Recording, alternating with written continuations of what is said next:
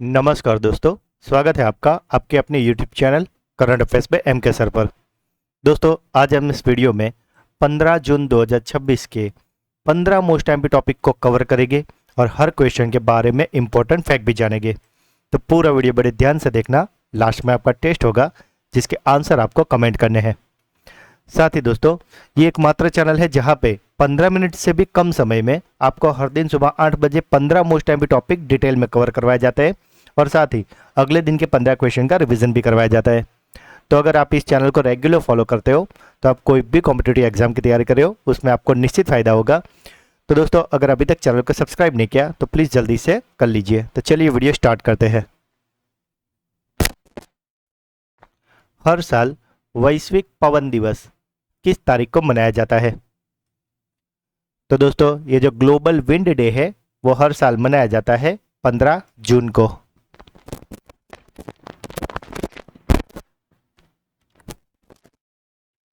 इसकी शुरुआत 2007 में यूरोप में विंड डे के रूप में हुई थी।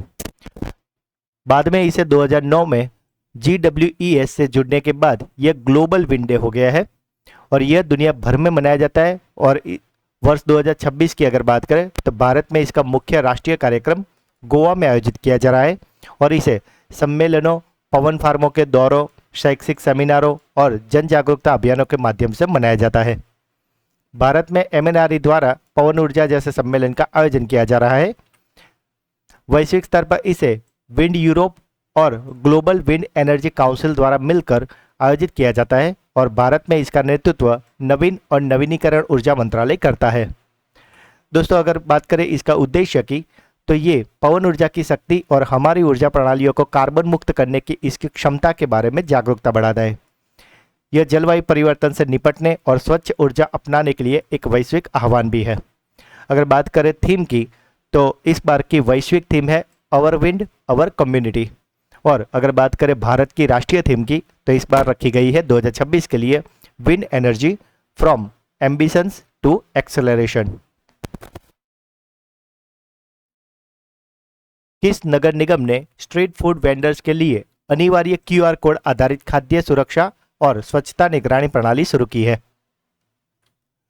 तो दोस्तों, ये जो QR कोड प्रणाली है इसे शुरू किया गया है गुजरात के अहमदाबाद में। अब इसमें खास बात क्या है वो देख लेते हैं। तो इस प्रणाली को AMC द्वारा यानी कि अहमदाबाद म्यूनिसिपल कॉरपोरेशन द्वारा 1 मई 2026 को पहले चरण में मुख्य रूप से पानीपुरी विक्रेताओं के लिए लॉन्च किया गया था, जिसे जून 2026 तक 8,700 से भी अधिक स्ट्रीट फूड स्टॉलों पर इंस्टॉल कर दिया गया है। प्रत्येक पंजीकृत विक्रेता को अपने काउंटर पर एक विशिष्ट QR कोड प्रदर्शित करना होता है। ग्राहक इसे स्कैन करके विक्रेता का पंजीकरण सत्यापित कर सकते हैं और खाद्य सुरक्षा, पानी की गुणवत्ता, साफ सफाई, स्वाद और सेवा के आधार पर इसे 1 से 5 की रेटिंग दे सकते हैं। निगम के अधिकारी साप्ताहिक आधार पर इन रेटिंग की समीक्षा करते हैं, जिनमें 3 से भी कम रेटिंग वाले QR कोड और QR कोड न लगाने वाले वेंडर्स को औपचारिक चेतावनी और जुर्माना भुगतना पड़ता है। यहाँ तक कि उनके स्टॉल को सील भी किया जा सकता है और इसका मुख्य उद्देश्य है स्थानिक स्तर पर भारतीय खाद्य सुरक्षा और मानव प्राधिकरण के दिशा निर्देशों के अनुरूप जवाबदेही, पारदर्शिता और स्वच्छता को मजबूत करना है। हाल ही में जारी ग्लोबल पीस इंडेक्स 2026 में कौन सा देश शीर्ष पर रहा है? तो दोस्तों, ये जो ग्लोबल पीस इंडेक्स आया है इसमें शीर्ष पे रहा है आइसलैंड। दोस्तों, अगर बात करें दूसरे नंबर की तो दूसरे नंबर पे है न्यूजीलैंड और तीसरे पे है स्विट्जरलैंड। और अगर बात करें हमारे देश भारत की तो 163 देशों की यादी में यानी कि 163 देशों की यादी में भारत का नंबर है 127 यानी कि 127वां। दोस्तों, अगर अभी तक वीडियो को लाइक और चैनल को सब्सक्राइब नहीं किया तो प्लीज़ जल्दी से कर लीजिए। नेशनल ई विधान एप्लीकेशन यानी कि नेवा को अपनाने वाला 33वां राज्य कौन सा बना है? तो दोस्तों, ये जो नेशनल ई विधान एप्लीकेशन है यानी कि नेवा, इसे अपनाने वाला 33वां राज्य बना है पश्चिम बंगाल। दोस्तों, अभी कुछ दिन पहले ही पश्चिम बंगाल आयुष्मान भारत को अपनाने वाला 36वां राज्य भी बना है। प्रधानमंत्री मोदी कहा भारत इनोवेट शिखर सम्मेलन का उद्घाटन करेंगे।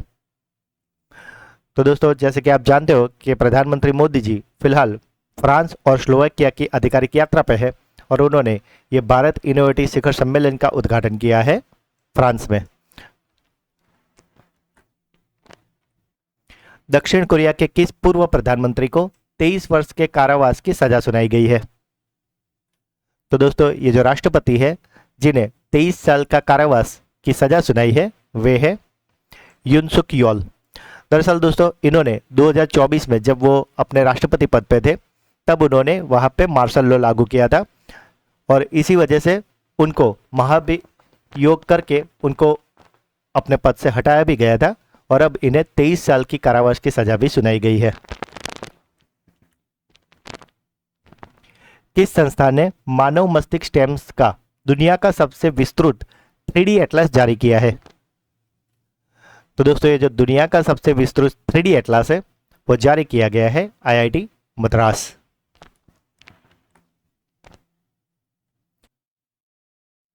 साथ ही दोस्तों, मई मंथ का मंथली करंट अफेयर्स वीडियो जिसमें हमने मई मंथ के मोस्ट टाइम पे 200 MCQ करवाए हैं, तो इस वीडियो का लिंक आपको इस वीडियो का डिस्क्रिप्शन में मिल जाएगा। तो अगर आप ये वीडियो देख लोगे तो मई मंथ के मंथली करंट अफेयर्स रिगार्डिंग आपको और कुछ भी वीडियो या कोई भी मैगजीन पढ़ने की ज़रूरत नहीं रहेगी, क्योंकि हमने इसमें ऐसे ही MCQ लिए हैं जो आपके हर एग्जाम के लिए बहुत ही ज़्यादा इंपॉर्टेंट हो।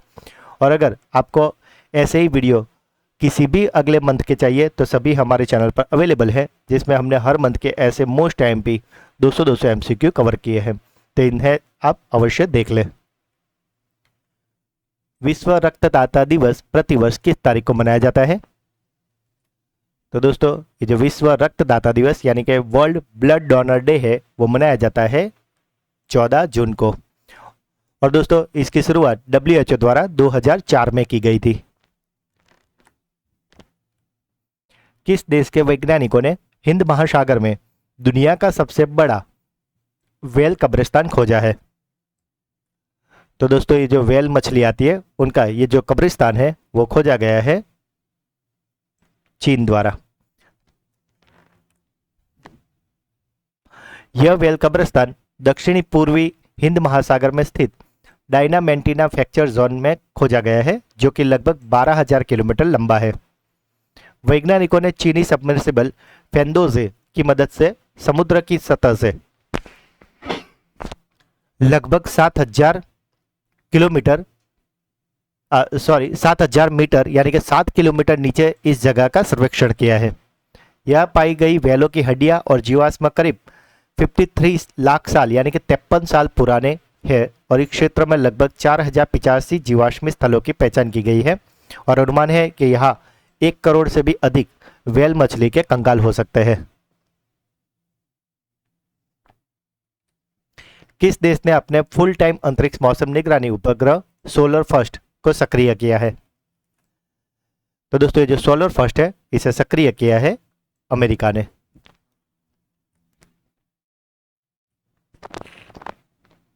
भारत का सर्वश्रेष्ठ कंटेनर पोर्ट किसे घोषित किया गया है?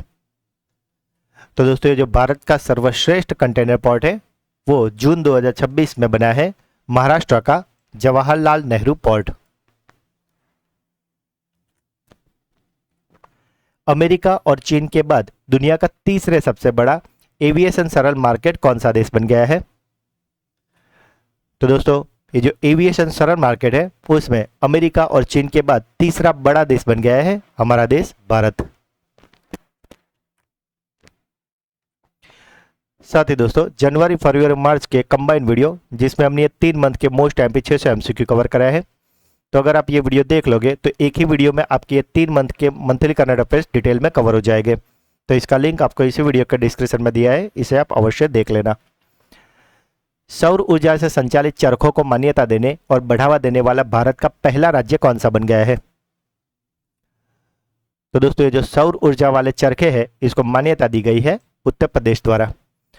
दरअसल दोस्तों, अब तक क्या होता था कि जो भी हाथ से चलाने वाले चरखे होते हैं उससे बनने वाली खादी को ही मान्यता दी जाती थी, लेकिन अब उत्तर प्रदेश सरकार ने सौर ऊर्जा से चलने वाले चरखों को भी मान्यता दी है ताकि कम परिश्रम में अधिक उत्पादन हो सके और लोगों को ज़्यादा आजीविका मिल सके। रक्षा मंत्री राजनाथ सिंह ने DRDO advance weapon system complex का उद्घाटन कहाँ किया है? तो ये जो डीआरडीओ की एडवांस वेपन सिस्टम है, इसका उद्घाटन राजनाथ सिंह ने किया है तेलंगाना के हैदराबाद में। प्रतिष्ठित रूस ग्रैंड सैंड मास्टर कप 2026 जीतने वाले पहले भारतीय कौन बने हैं? तो दोस्तों ये काफी प्रतिष्ठित अवार्ड है, रूस ग्रैंड सैंड मास्टर कप, और ये दिया गया है भारत के सुदर्शन पटनायक को। तो दोस्तों ये थे आज के 15 मोस्ट टाइम टॉपिक। अब बारी है आपकी ब्रेन बूस्टर क्विज की, जिसके आंसर आपको कमेंट करने हैं।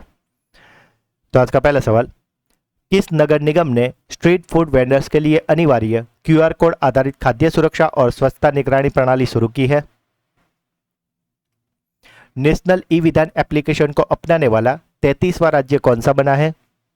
और आखिरी सवाल, हाल ही में जारी ग्लोबल पीस इंडेक्स 2026 में कौन सा देश शीर्ष पर रहा है? तो दोस्तों तीनों क्वेश्चन के आंसर आपको कमेंट में बताने हैं। और अब बारी है हमारे सुपर फास्ट फ्लैश रिवीजन की, जिसमें शनिवार के जो 15 क्वेश्चन थे उसका एक फटाफट से रिवीजन कर लेते हैं, क्योंकि दोस्तों कल था संडे, जिसमें हमने हमारे सुपर संडे क्लास में पिछले हफ्ते के 50 मोस्ट एमपी क्वेश्चन का रिवीजन करवाया था। तो अगर अभी तक आपने वो वीडियो नहीं देखा तो उसे आप अवश्य देख लेना। शनिवार का पहला सवाल था, अंतर्राष्ट्रीय एल्बिनिज्म जागरूकता दिवस किस तारीख को मनाया जाता है? तो दोस्तों ये जो एल्बिनिज्म जागरूकता दिवस है वो मनाया जाता है 13 जून को। भारत में निर्मित एयरबस C295 विमान ने कहां से पहली परीक्षण उड़ान को सफलतापूर्वक संपन्न किया है? तो दोस्तों ये उड़ान हुई थी गुजरात के वडोदरा में। 23वें फीफा विश्व कप 2026 का उद्घाटन कहाँ किया गया है? तो दोस्तों ये उद्घाटन हुआ है मैक्सिको में। भारतीय रेलवे ने मानव संसाधन प्रशासन को आधुनिक बनाने के लिए AI आधारित चिराग सेंटर कहाँ लॉन्च किया है? तो दोस्तों ये जो चिराग सेंटर है वो शुरू हुआ है हैदराबाद में। ग्रामीण डिजिटल कनेक्टिविटी को बढ़ावा देने के लिए प्रोजेक्ट गंगा किस राज्य ने लॉन्च किया है? तो दोस्तों ये जो प्रोजेक्ट गंगा है इसे लॉन्च किया गया है उत्तर प्रदेश में। यूनिवर्सिटी ऑफ यॉर्क और यूनिवर्सिटी ऑफ ब्रिस्टल, दो विदेशी यूनिवर्सिटी को अपना कैंपस खोलने के लिए मंजूरी कहाँ मिली है? तो दोस्तों ये जो दो विदेशी यूनिवर्सिटी है वो खोली गई है मुंबई में। किस देश ने लकवाग्रस्त मरीजों की मदद के लिए नियो नामक दुनिया की पहली व्यावसायिक चिप को मंजूरी दी है?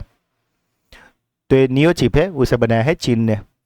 विनिमय भूमि बंदरगाह प्रबंधन प्रणाली किसने लॉन्च की है? तो इसे लॉन्च किया है अमित शाह ने। तमीम इकबाल को किस देश के क्रिकेट बोर्ड का अध्यक्ष नियुक्त किया गया है? तो तमीम इकबाल बने हैं बांग्लादेश क्रिकेट बोर्ड के अध्यक्ष। भारत का पहला एकीकृत बासमती और जैविक प्रशिक्षण केंद्र कहाँ स्थापित किया जा रहा है? तो दोस्तों ये स्थापित हो रहा है उत्तर प्रदेश में।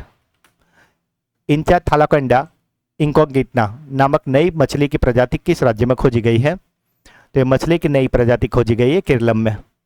केंद्र सरकार ने कच्चे तेल और प्राकृतिक गैस उत्पादन के लिए नागालैंड के साथ और किस राज्य के साथ समझौता किया है? तो ये दूसरा राज्य है असम। 114वें राष्ट्रीय श्रम सम्मेलन का आयोजन कहाँ किया गया है? तो इसका आयोजन हुआ है स्विट्जरलैंड के जिनीवा में। इंग्लैंड और वेल्स में आयोजित होने वाले महिला T20 विश्व कप कौन सा संस्करण होगा? तो दोस्तों ये जो संस्करण होने वाला है वो है 10वां। और शनिवार का आखिरी सवाल था, आईवेयर ब्रांड वॉग ने भारत के लिए अपना नया ब्रांड एम्बेसडर किसे नियुक्त किया है? तो नए ब्रांड एम्बेसडर बनी है कृति सेनन। तो दोस्तों ये थे शनिवार के 15 मोस्ट एमपी टॉपिक, जिसे फिलहाल तो हमने काफ़ी क्विक रिवीजन किया है, पर शनिवार के वीडियो में ये सारे क्वेश्चन को काफ़ी डिटेल में और अच्छे से पढ़ा है। तो अगर अभी तक आपने उसे नहीं देखा तो उसे अवश्य देख लेना। उसका लिंक आपको इसी वीडियो के डिस्क्रिप्शन में भी मिल जाएगा। और अगर आप हमारे चैनल के वीडियो को डेली फॉलो करोगे तो आप कोई भी कॉम्पिटिटिव एग्जाम की तैयारी करो उसमें आपको निश्चित फायदा होगा। तो दोस्तों अगर आज का वीडियो आपको अच्छा लगा है तो जल्दी से लाइक कर दीजिए। जो भी क्वेश्चन पूछे गए या अगर आपका कोई डाउट है तो उसे कमेंट करें, और इस वीडियो को अपने सभी व्हाट्सएप और टेलीग्राम ग्रुप में शेयर अवश्य करें। और अगर अभी तक चैनल को सब्सक्राइब नहीं किया तो प्लीज़ जल्दी से कर लीजिए। तो मिलते हैं अगले वीडियो में, तब तक के लिए पढ़ते रहिए, आगे बढ़ते रहिए। जय हिंद, जय भारत।